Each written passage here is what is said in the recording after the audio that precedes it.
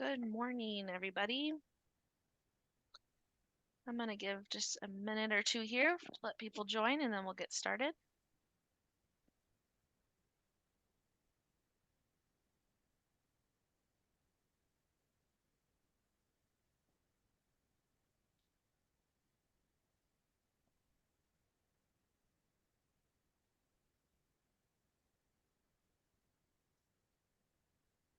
All right. I'm going to go ahead and get started with my part. Welcome, everybody, to our webinar. Where does your company's FP&A maturity stand going into 2024?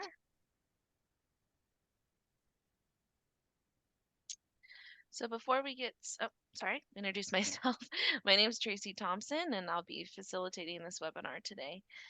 Before we get started, I do have a few tips on using the Zoom platform so you can engage with the audience and the presenters with the best experience possible. You should see the following icons on your Zoom toolbar: ask a question, chat, raise your hand. Feel free to use the ask a question or chat to submit a question at any time, and we'll connect with you at the end of the webinar with a Q&A. We do encourage you to ask questions throughout, and we'll get back to you with some answers.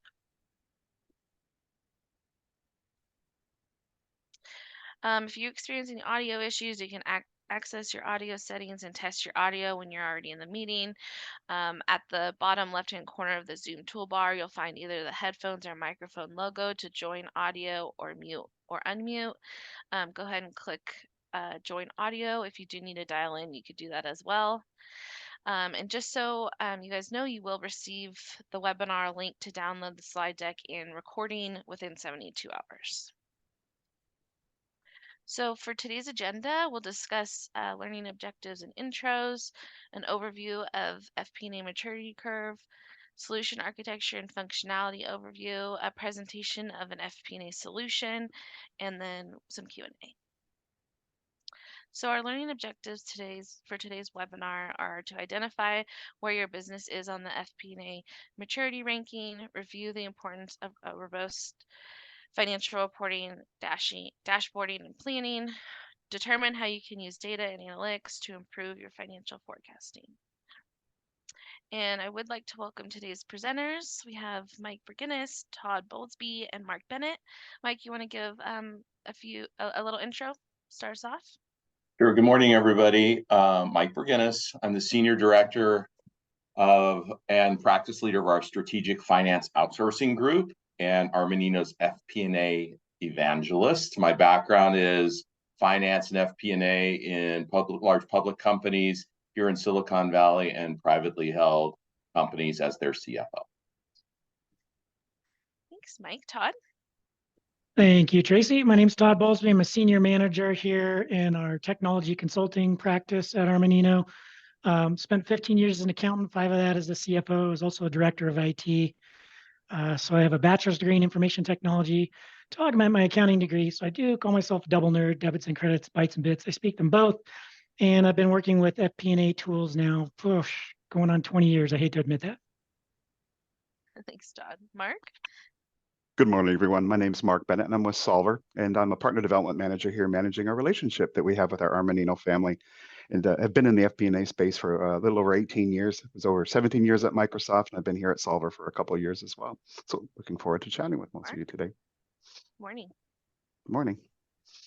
All right. So we're going to kick it off with polling question number 1.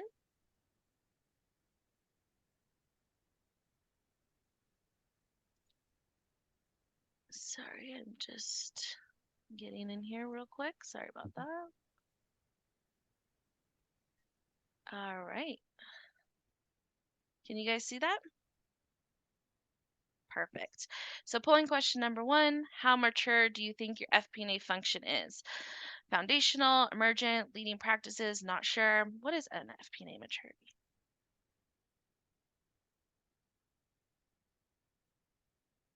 All right, awesome. So here are the results. Looks like emergent wins. It's a good place to stand. Thank you, everybody. All right. So we'll kick it off with Mike. Take it over. Sure. Thanks, Tracy. So good morning, everybody. Great to be with you. What I wanted to do is talk to you, and it looked like there were some people who were wondering, what is FP&A maturity? Well, really, it's a very common way of thinking about your skills as they relate to FP&A. Really, you see here a model that we particularly like. There are others out there. This is one that we like. And really, to summarize, it's about people, which is the orange section. The green section is your skills, your ability to develop and use tools. And then the third, and the one we're going to focus on today, is technology and data, right? To what degree are we actually using those tools with data to make business decisions? So why don't we go to the next slide? So what's great about an FP&A maturity is there's no right answer to where your maturity is. And depending on the area that we're talking about, you're going to have different levels of maturity, and that's okay. Just like anything, we can't be great at everything, nor do we necessarily want to be great at everything. We want to be great at the things that are key to our business, key to our success in the business. So what we do with FP&A leaders and CFOs is we typically get together with them and have a conversation and say, let's talk about these different areas that we talked about in the semicircle, and say, let's ask specific questions to get talking and to really understand where you sit and put a name, a face, and a real ability around these different areas. So we know, hey, this is foundational, this is emergent, this is leading practices, and to say, what is that important? Where are you and where do you need to be? This is something we enjoy and we offer to anyone who wants to sit down and talk to us. It usually takes about an hour, and it's a very illuminating question. In most situations, the conversation usually leads to areas where people say, hey, I need to be here, but I'm here. Can you help us figure out how to make that journey? So what I want to do to kind of set the stage for our talk about technology and data is break this down and bring these ideas to life for you. What is foundational, emerging, and leading practices in these different technology and data spheres? So the modeling tool set here, the thing to think about is, if a model sits on an island, it's out of the flow of company data. It's really foundational, but you're not really leveraging the data, and you're not using it in a way that you're sure that information is inclusive, it's up to date, and it's shared across groups. So if you're moving from foundational to emergent, you've got these standardized planning platforms, and we're going to talk about one today, Solver. And if you're really leading practices, you have something like that that's fully integrated, connected, and shared between multiple teams, not just the finance team. I would say the important thing here also I will call out is the analytics. This one it's really clear what foundational, emergent, and leading practice is. On the foundational side, you know what's happening. This is what we call descriptive analytics. Why is it happening is the next level. That's emergent, right? That's diagnostic analytics. And then if you're using a proper system that's integrated and networked, and you're using data, hopefully you can get to this situation where you're doing predictive and prescriptive analytics. This is a phrase you hear a lot in the marketplace today, predictive analytics, especially with the emergence of AI and machine learning and into our consciousness. The question is, what will happen next? That's where you know your analytics is leading practices. So I wanted to just show this to you so you understand how we walk through this FP&A tool and maturity curve, so that people really get their heads around, where do I stand? And boy, wouldn't it be nice if I could get to this point? So why don't we go to the final slide here? So technology and data, why is it so important? So people might have, and we could have asked, do you know what FP&A is? Most people know financial planning and analysis is what FP&A stands for, but sometimes it's hard for them to define what is exactly FP&A and how does it add value, right? And what I like to say in a way to summarize it in English is FP&A is about making business decisions with data and investment business decisions in particular, the art of allocating capital. You'll hear people say, oh, he's a great allocator of capital when you talk about it in the investment world and even at the CEO sphere. Oh, he's a good allocator of capital. That's really how finance people can add value. It's about saying, where do we use the resources? Where do we point the money, the people, the other resources in a way that maximizes the value? And that is something that FP&A can do very, very well if it's done right. Why is that? Because making decisions with data, our second point here, is infinitely better than making decisions with intuition. Many of us in our career, when we didn't have data, we made the excuse, oh, we don't really need data. I know, I have a good idea of what's going on in the business. And so I'm going to make a decision with that. But every study ever conducted about decision-making with data and without data shows and reinforces the idea that data, and it makes sense intuitively, data is going to help you make better decisions, but it helps you make significantly better decisions. And so what's beautiful about the technology and data platform that we're going to talk about today, and that piece of FP&A maturity, is if you deploy it directly, not only are you making better decisions, but you're making them faster and you're making them more easily because the data is analyzed and viewed in a way that speaks to you, that tells a story and really informs what you need to do next. So the first key is customize the technology. In this case, we'll talk about software today as a key to creating that value. Yes, there's a lot of functionality in Solver, but it also allows us to customize and be flexible and be customized. So that is the first step. You want to make sure that if you're customizing it, you can also run customized scenarios. And that really helps you understand the breadth of outcomes and really create focus. And it's really important to ask the right questions, right? So having somebody from your group asking the questions, looking at the data, or from other parts of the business, or our FP&A people who can deploy software for you, getting that outside in perspective will really help in setting it up. And while I want to say we're going to talk a lot about functionality today, and functionality is very important, as a CFO, I can tell you I appreciate, and those who are customers of FP&A software appreciate things beyond functionality, and that's layout, the UI, how does it look, feel, how is it structured? Is it intuitive? That's super important. And I know Todd and Mark are going to talk about that. And then the ease of deployment is super important. If it takes you 10 months to put it in and you have to go to school for 3 weeks to learn how to use it, and it comes out, it goes in 1 year and out the other because there's so much to remember, you're not going to get the most out of your software. And I'm sure Mark and Todd will talk about the ease of deployment and how to learn how to use Solver. My experience is it's very intuitive. And so with that, I will turn it back over to Tracy and look forward to hearing from Mark and Todd about FP&A software in general and Solver in particular. Thanks, Mike. That was really informative. I appreciate your insights.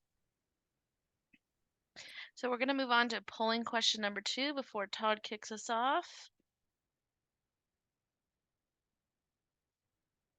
All right, polling question 2. What features are most important to you from an FP&A solution? We have planning, reporting, dashboarding, system integrations, or all of the above.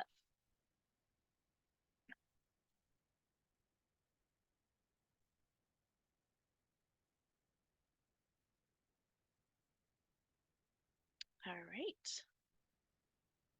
And there's the results. Planning and reporting coming in tied, and then all of the above. Thank you all. All right, Todd, you're up. Thank you, Tracy. So today I'm just going to talk about Solver's architecture key differentiators related to Solver, integrations specifically, and things they call quick starts and templates. Next slide, please. So this slide here, basically Solver is built on Microsoft technologies. It's Azure hosted, so essentially you need two things to run Solver, and that is an internet connection and a browser. And so starting at the bottom there, you can see your different data sources. And that's one advantage that Solver provides is you can pull those, the data from different data sources into the data warehouse, which gives you that single source of truth that Mike talked about previously, so that you can then report, plan, or leverage dashboarding for KPIs and the like. And not only, I like to point out on this slide, not only is it intended for the use by your CXOs that you see there at the top, but the average Joe can get in there and leverage the reporting capabilities as well as contribute to the planning, budgeting, forecasting process. Next slide, please. So basically key differentiators, Solver a long time ago decided pretty much everybody on the planet that knows accounting, finance, or FP&A, they're familiar with Excel. So why reinvent the wheel? So their report designer is Excel. They've created a plugin and a COM object that goes into Excel, and we're going to see this a little bit more in the live demo here coming up shortly. So basically, you don't have to relearn like a new system, like how do the formulas work in this report writer, because you already know how the formulas work in Excel. So we'll talk a little bit more about that in a minute. Next, please. I mentioned the Azure SQL Server Data Warehouse. So that is an enterprise level data warehouse that allows you to bring in disparate data sources and combine that data into meaningful reports. The other differentiator there is a lot of other platforms that are FP&A. They'll leverage what we call hypercubing or cubes. And oftentimes you'll see in those situations when someone updates a cube, it takes a little bit of time for that to propagate through the other cubes. So those, you have to wait until that data becomes available. With Solver's Azure SQL Server Data Warehouse, once somebody saves data to the data warehouse, it's instantly available across the platform. So that is a major advantage there. Next. Pre-built connectors for integration. Solver's super into pre-built connectors, and actually you can just click next, Tracy. And making it as easy as possible, because Mike talked about how it's really important, it's easy to use this technology. So they've done that with a bunch of pre-built connectors that allow you to integrate to basically most of the major platforms out there. We're going to talk about that on the next slide. But also the quick starts and the pre-built templates, I'm going to talk more in depth as well, because that's super important, making it easier for the end user. Next. So this is what I was talking about with the integrations. File-based just means basically you can bring anything into Solver via Excel or CSV file. But in that left-hand box at the very bottom there, you'll see mention of SQL or Oracle data source. So they do have OData connector, a pre-built OData connector, a pre-built SQL Server connector. So if you're connecting to a Microsoft SQL Server solution, you can do that with a pre-built connector. And then all the major systems out there, so maybe you're running Acumatica, any of the Dynamics, the latest Dynamics 365, so F&O or FSCM, Business Central, CE, or formerly known as CRM, and then the older Dynamics products, NAV, GP, SL, AX, NetSuite, you may be running NetSuite out there, QuickBooks Online, all the Sage legacy products, 100, 300, 500, X3, and then Sage Intacct from a modern platform as well. And then there is integrations to Power BI. And I'm going to talk a little bit more about that on the next slide, actually. And then from a CRM's perspective, I mentioned Dynamic CRM, but also Salesforce and the like there. Next slide. So I mentioned this quick start. What is a quick start? So they have quick starts built specifically for Acumatica, Dynamics 365 Business Central, Dynamics 365 Finance or Finance Supply Chain Management, and Sage Intacct. They're also currently in the process of building quick start implementation implementations for various CRM solutions as well. But what this allows us to do is sit down with you guys, our consultant sits down with you, walk through an implementation wizard. And when we're done with that wizard, basically we log into your system. It knows, for example, in Sage Intacct or Business Central, what your dimensional chart looks like. So it automatically configures the solver data warehouse and maps that based upon those dimensions that you've chosen. And then it automatically loads the summary and the detail. For our BC, even they've even can load in accounts payable and AR data. And they're building these quick starts out more and more over time. And then it creates what we call a solver Stargate schema. And what that allows you to do is it enables the use of templates. If we click next one more time there, these allow you access to what we call the template marketplace.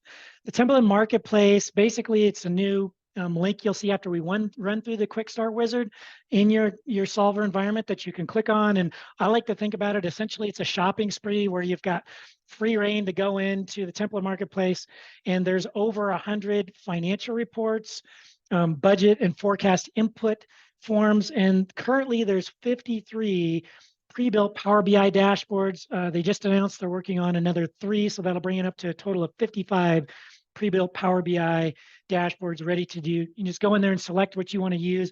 Because we've run through the wizard, when you download those financial reports, input templates, or Power BI dashboards, they are instantly ready to use in your environment. And then if you click one more time for me, Tracy, please. But I mentioned that Solver's super big into templates and enabling the end user to make it as easy as possible.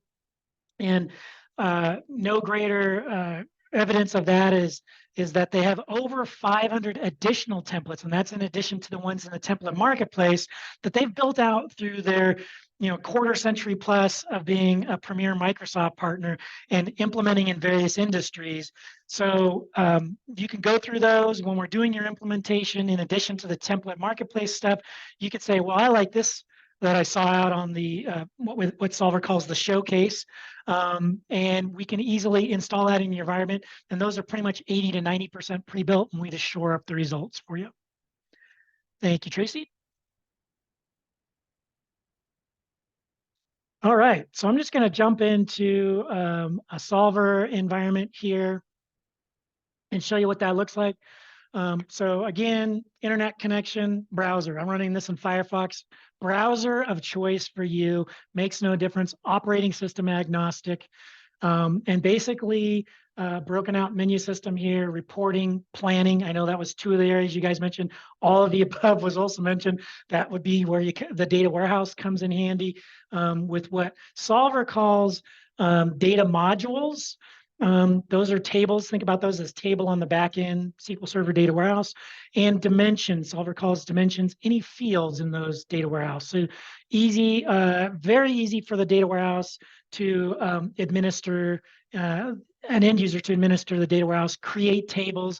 You don't have to have Transact SQL knowledge, that sort of stuff. I'm just going to run through some quick reporting pieces here because I know reporting was one of the things mentioned. And so if I click on the templates, and these are actually some of the templates that are in those 500 plus templates I mentioned. And so what I want to just show really quickly here is I'm just going to create a real quick new report because I want to show the report designer and give you an understanding. I talked about well, Excel's the report designer. What does that mean? So one of the things I want to point out very soon in this process is that Solver is not Excel-based reporting, and it is not Excel-based FP&A. The only use for Excel is to design the reports and the budget planning and forecasting input templates. The only folks that would be out here are people that are actively modifying or creating a report or input template. And even when they're leveraging a report or running a report or input template, even those folks would be in Solver. Again, only time you're out here is when you're designing or modifying a report. So right away, you can probably see my Excel looks a little different than yours. I've got a Solver reporting ribbon. I've got this handy dandy layout editor. I can move that around and change it around into the various views. I like the floating piece here. This does a lot of different things for you, from filtering parameters and so on and so forth. I'll show a little bit of that functionality. If you decide to close it, then that solver reporting ribbon is where you go back to reopen that, things like that. And then over here, we've got this report designer pane, really cool because I've got the design tab and the run tab. From a report administrative perspective, me being a former administrator myself, the cool thing about having that run tab in here is I don't need to upload the report, go to Solver, run and go, darn, I forgot to bold that. Go download it again, open it back up, play that game. If you've ever been a report administrator, you know that game well. You don't have to do that. You can run it right from in here like we're going to do today, and you see the results instantaneously and can get it sculpted to where you want before you even upload it. You can see right away I'm connected to the data warehouse. That's my data source. Again, my one source of truth. Maybe bringing data in from my ERP system, CRM system, any ancillary systems that you may have. I don't know who's out there, but you may have event management system, POS system, and the like that you want to combine data and bring that into more meaningful reporting. These guys are those data modules I was talking about. So the general ledger summary and detail, that's going to be pre-built, especially when we run through the quick start. It's also going to be pre-populated, pulling that data out of either Acumatica, D365 BC, or FSCM, or Sage Intacct. And then we may have any other kind of data source you want to bring in. So maybe AP, AR, payroll, capital. You might have project data you want to bring in. You can see I've got a lot of different tables in my as data sources in my solver environment. So I'm just going to quickly build a trial balance here just to kind of give you the gist of how this is working. So I'll probably want to bring in an account, a description, and the balance. Go over here, total these guys up. Maybe a little bit more room for my GL account, a little bit more room for my description and my balance. Let's just bring these in as whole dollars, and we'll go ahead and merge and center this, and we'll trump this up a little bit to make it look nice. In fact, these guys over here as well. So you can see right now, basically, you're probably thinking, well, this guy's doing nothing different. This is just Excel that he's doing. And that is actually the point. Is yes. Right now, I'm just basically prettying all this up. You can brand it to however you want and make it look however you want. And it's just Excel. In fact, now the magic's going to start happening. I'm going to drill into my GL detail here, grab my GL account, drag and drop it here. And now the first thing it's going to ask me is, hey, do you want to create a selection group on the row or the column? In my case, I want to do it on the row. What that does is it implants a filter over here. Now for a trial balance, obviously I just care about getting all the GL accounts, so I'm just going to allow it to be here. But this is the area where you can really design the rows of your report, group your GL accounts together, put them in different orders, maybe that are different order than your chart of accounts, and that's what's going to help you give you that power. The other kind of cool thing here is it checked my magic expanding checkbox, I like to call that, because you're going to see in the design phase here, I've got one row, it's going to expand to over 70 rows. So just to finish this up, I'm going to drill into my account, grab my description, drag and drop it over here, go over and grab my monthly amount, pop it over here. Now, again, just Excel, right? I could just do an Excel-based formula here, but Solver's got you covered. It's kind of monitoring what I'm doing, and it says, oh, well, right down here under Report Designer on my context menu, it says you probably want to create a sum there. So it pre-built that for me. I'm going to go over here, run this real quick. And again, the beauty of this is I can run it real time right here. It's now pinging off of my live Solver data warehouse and running this for me and showing me the results. And you can see here that it's expanded. I got a little bit of delay here. Here we go. It's expanded. Come on, little guy. Oh, to over 70 rows. Now, you may also want to be able to filter by, Mike mentioned multi-scenarios, forecasts, all that sort of stuff. So we may want to be able to, filter by forecast scenarios, budget scenarios, periods, entities, different dimensions on our chart of accounts, and the like, maybe department. I'm just going to pick on department here. In this case, I don't want a selection group. The system's smart enough to say, well, you didn't choose a selection group. Do you want to create a filter, basically a parameter for that? So you can customize that filter, choose any menu style you want. Super cool. Another kind of magic checkbox is create sheet per value. This is literally going to break out my trial balances by my departments in this case. That's by the value because I chose department. It could be broken out by entity or location, whatever you chose up here. So I've got my filter there. Just really quickly going to grab my department description, no selection group. And now you'll see I've got that filter here. So I'm going to grab my departments, hit the run button, and you're going to see that this is going to go out again to the data warehouse, run it. I can see it real time, and it's broken out down. So you can see administration down here, 200. There's finance and accounting, sales and marketing, human resources, and so on. So it's beautiful from that perspective. Lots of different stuff in the report writer that I don't have time to show you today, period functions, trees, expressions, KPIs, and the like. But I'm going to save this now. This is a short but sweet and very informational message on the screen here. The report draft, so that keeps people out of your sandbox until you're ready for them to play, until you publish it, has been successfully uploaded, emphasizing my point that this is not Excel-based reporting or budgeting. It has uploaded this now into my solver environment. So if we go back to our solver environment and click on that report now, we haven't run it in here. So just like we did when we did run it in the report designer, just going to grab my values, hit the run button, and you're going to see it's WYSIWYG. What you see is what you get. So I got exactly what I anticipated here, like I saw in the report designer itself. Now, I like personally the fact that I can highlight on a row and, like call something out. Most people, I find most of our clients are super comfortable with the look and feel of this kind of Excel-like feel. But if you don't want that, you can easily turn that off and move forward from there. So the other areas that I'm going to point out here, there is a full-blown publisher. So that allows you to, select basically, whatever reports you want to kind of bundle together, and the parameters related to those, any recipients, which you can choose by role or individual recipients, and then you can choose the destination, whether it's getting emailed out to them in static format, Excel or PDF. This I'm going to go into next. The user archive, super cool functionality. And I'm going to talk about advantages to pushing this out to a user's archive in just a minute. But also notice I can schedule these to go out on an hourly, daily, or monthly, basically the cadence of your choice. Set and forget, save and run.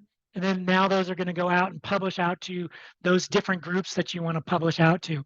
So what does the report archive mean? This is really cool, in my opinion. Being a former CFO, I'm going to go in and report to executive management. Solver is a super cool kind of functionality called playlists. I use Tidal to listen to music, but you might use Spotify, Pandora, and the like when you work out or run or whatever you guys go out on your walk, whatever you guys do. So think about it from that perspective. You're creating a playlist of reports. So I'm going to go into my monthly presentation. Here's my playlist. And with the report archive, with the publisher, I'm refreshing these automatically. I can set that up. But point here is I've got my laptop, I've got my internet connection, I'm going into the boardroom, maybe I have people coming in through Zoom, I'm presenting, I hit the show playlist button, and I say to people going into full screen mode, here's our agenda for today. We're going to go through the KPI performance goals, the revenues, et cetera. Someone interrupts me and says, Todd, this is a great agenda. I love it. I'm sorry to interrupt, but listen, I'm really concerned about revenues. Can we address that first? Can we take a look at those first? Sure, Steve, let's do that. So notice down here below, I've got these little pop-up thumbnails. We can go right to that revenue dashboard. Now we keep mentioning Power BI as the dashboarding tool. Yeah, there we go. But you can also, again, Excel is the report designer. So we can leverage Excel features as well. And that includes KPIs and the like. So I can create this, I call the quote, poor man's dashboard. Maybe someone says, well, where are these numbers coming from? Well, that's cool. I want to look at my P&L. So I'm going to click on my P&L like I did there. And again, I can use Excel for conditional formatting here and those KPIs at the top that really create some enhanced reporting. And again, I can combine those data sources to create additional reporting. I can also right click on any one of these numbers and drill down to the detail behind those. So I think that's a really cool feature there from reporting. The last feature I'm going to look at here. Oh, wait, I clicked you already. is the fact that, I talked about, well, I'm going to actually, I see we're running short of time here. I'm going to run over to budgeting and planning. But before I do that, I'm just going to talk really quickly about with Quick Start, you get 100+ reports. That includes things like breakback, rolling 13-month forecast, rolling 8-quarter forecast, that sort of stuff. So those are things that if you've got Acumatica, D365 BC, D365 F&O, or finance and supply chain, whatever Microsoft's calling it this week, or Sage Intacct, you can instantly start using as soon as we're done running through that Quick Start implementation wizard. So let's focus on because I know that kind of equally important was the planning piece. So you've got the workflows in here. So at any time, I can click on a workflow, see the status of that workflow. So I can see, whether this is what's started or what's not started, sorry, what's in progress. So I see Joe users working on his other expenses template. And these are the parameters, the filters that he's utilizing currently. I see that he's completed his travel template, and he's forwarded that on to Todd. Hello. And we're awaiting my approval. I'm kind of the stopgap here. And then we can see what's been completed. We can track our progress and the like. So the way that these work is once you save and publish a workflow, people are going to get either an in-app notification or an email notification, or based upon their individual settings, they can choose to get both so they don't miss notifications. And then they're going to get notified that they've got assignments waiting for them. So when we're looking at the workflow, this actually is all coming from one workflow, and it's showing me all the individual templates and walking me through 1, 2, 3, 4, 5, 6, and so on. And then I can choose I want to work on this guy here, and I can see what I'm in progress in and work on that. And it's going to track my activity, track all my comments, and the like. When we're talking about individual, the actual templates that you combine into these workflows, I'm just going to talk a little bit about these. These are just all examples. You can really, this is a malleable process. So whatever works for your process, most people start off at the beginning of their budget process, maybe at the beginning of the year, filling out their assumptions, or what most people call drivers, right? So this is just an example of an assumption template. This one's got payroll related assumptions, benefits, travel assumptions. Oftentimes our clients want to break these out into multiple assumption templates, usually 2, where they want the payroll assumption templates set off aside from the other assumptions. Point here is it's very clear where you can input data. And once you hit that, once you've input the data, so I'm going to change this from 9 to 10%, 140 to 150, and 3 to 4%. So once you've saved that or input your template, your data in your template, you can save that data. Again, it's instantly available, advantage of a data warehouse and SQL Server, instantly available for other input templates to use or reporting purposes. So if I come back to my template list, go into my personnel, this is again another example. So we're going to 4 different types of personnel templates. So first of all, you can see all the different ways we can filter these by different scenarios, different departments, entities, forecasts, et cetera, different periods.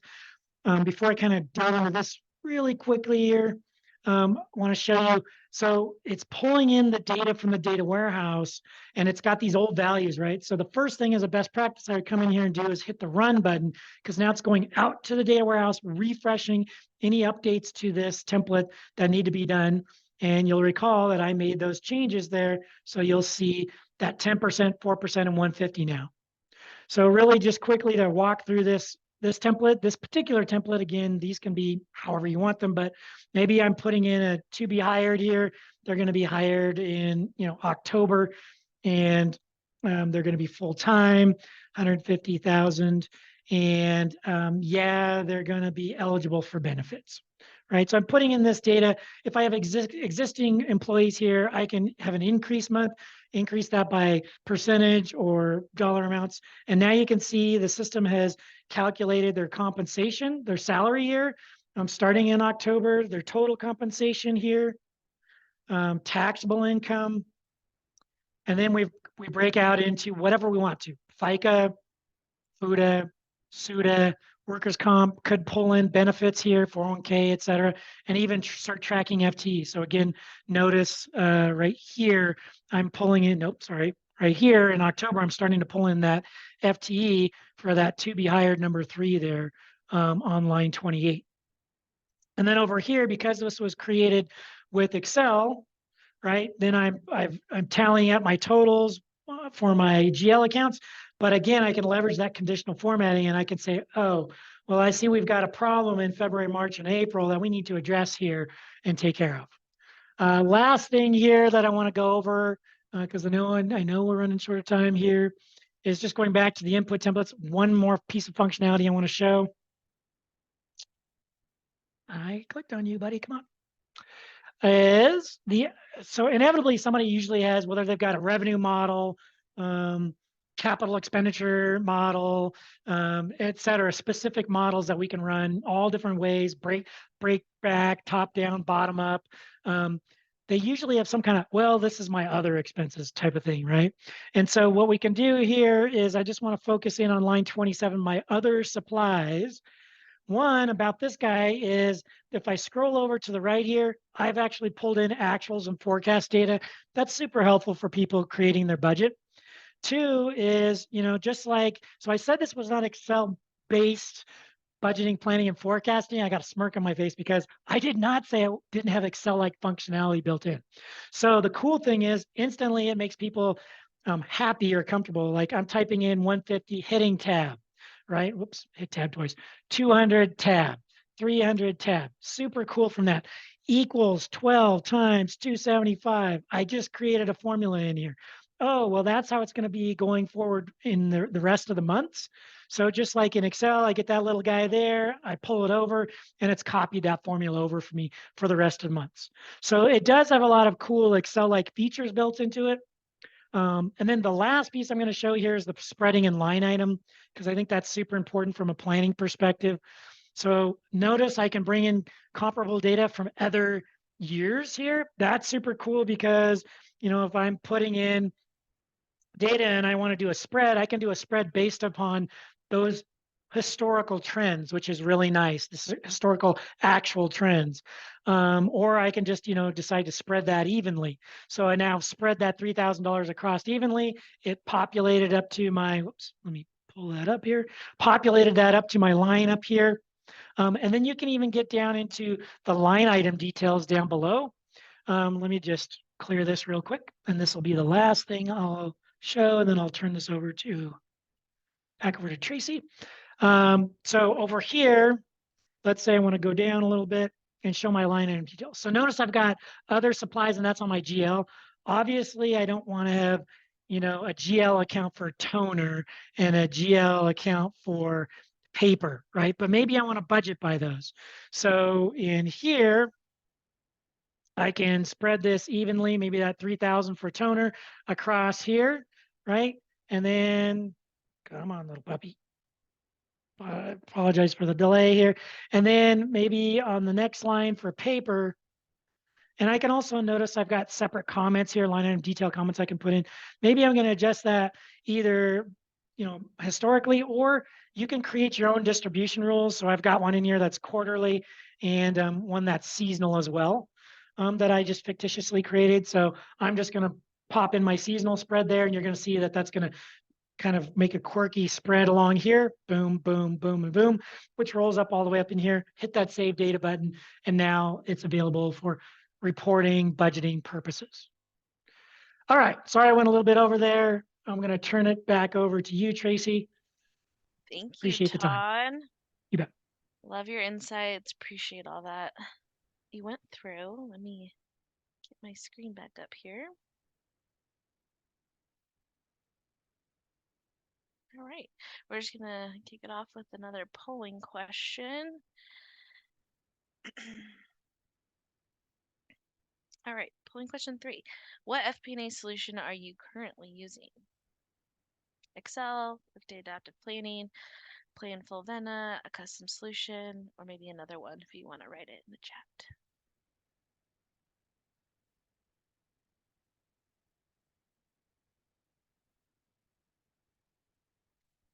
All right. We got some on Excel, which is the winner, and then a few on adaptive planning. Thanks for those insights. All right. Mark, you want to go ahead and kick us off? Yeah, I thank you, just want to Tracy. interject, sorry, but based upon the results I saw there, Mark, I think it's what you're about to say is super important, especially for those folks that are on Workday Adaptive Planning. Exactly. Yeah, and this is what's really important. The Solver Suite licensing model, it's a software as a service annual subscription, and it is an all-inclusive suite of modules, all in one solution that Todd showed you, not separate applications. Each Solver user receives access to the entire Solver suite, which includes that data warehouse. Mike was speaking earlier about the FP&A maturity model, and getting to a leading practice is to have a universal data source, one version of the truth. So that is hosted in Microsoft's cloud on Azure, does not require you to purchase a separate Azure tenant or maintain it. That is all included as part of your Solver subscription. And the data warehouse includes all of our Solver pre-built connectors that Todd spoke about, all the ERP systems like BC and Finance and GP, SL, NAV, AX, along with many other popular ERPs, Sage Intacct and Acumatica. And you get the connectors also for non-ERP data as well, such as CRM. We've got one for HubSpot and a few others. And then, of course, right there in the bottom center, reporting. The main module, of course, that includes financial and operational reporting for financial and non-financial scenarios. You can pull in statistical data. It also includes the multi-company and multi-currency module with consolidation functionality, complete with eliminations. You get Publisher that Todd showed you, the report generation and distribution automation platform. And as part of reporting, you get the ability to create these analytical dashboards, either in Solver and Excel or in Power BI and Tableau. And you get the planning module included, which gives you the ability to do budgeting, forecasting, complete with that workflow that Todd showed you, and the what if analysis for future casting. And you get access to the free Solver marketplace that Todd showed, that includes over 100 plus easy to use templates there up in the top right corner. And every Solver user, if we come over to the left there on the e-learning, every Solver user gets access to Solver's e-learning platform called the Solver Academy. It's a self-paced, like on-demand learning track complete with certifications and contextual help, always available 24/7. And all of this is hosted on Microsoft Azure Cloud in their data centers with full security, integration to your Azure Active Directory, and it supports two-factor authentication for full security and scalability. And there's really no other CPM or FP&A solution that gives you all this functionality all together in one suite. And with that next slide, you'll see what the pricing is. So the entire Solver suite up there in the right corner is available with a simplified, all-inclusive licensing model for only $100 per month per user on an annual contract. And this all-inclusive simplified pricing, it's unheard of in the CPM and FP&A market. And Solver is meant to not only modernize the office of CFO, but it can be leveraged across your entire organization, as Todd showed on that slide, with the offices of the CXO across the top and all of their teams that report in. They can all be using reporting, budgeting, dashboarding, all as their standard solution for analytics, since they have access to all of the source data connectors, all included. It's one single application to learn and support across the entire organization.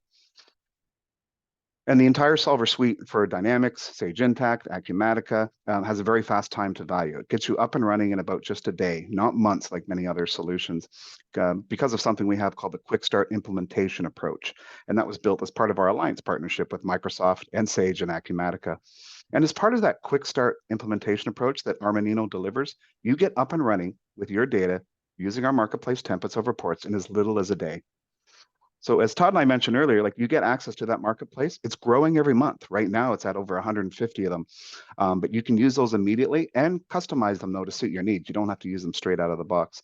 So if you were to calculate the value of that entire Solver marketplace of reports, budget input forms, especially the complex 55 Power BI dashboards, that would have an overall value of over 100,000 if you were to have to design those with another CPM solution or design them manually. But they're all included with Solver.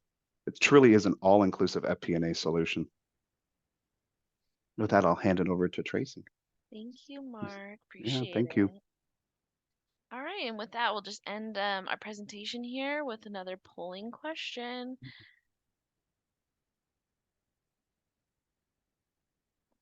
All right, are you considering changing your FP&A system in the future?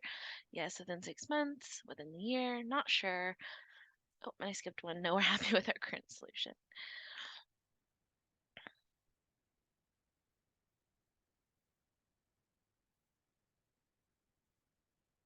All right, we got some kind of all over the board. So it looks like everybody's, coming to the end of the year, we're planning for next year. Oh, there's the results. Sorry about that. There we go. All right, and that wraps up our presentation. If you guys have any questions, you can reach out to experts@armanino.com. We will send you the recording and presentation within 72 hours. We really appreciate your guys' time with us this morning. Presenters, thank you for all your insights and information, and everybody have a great day.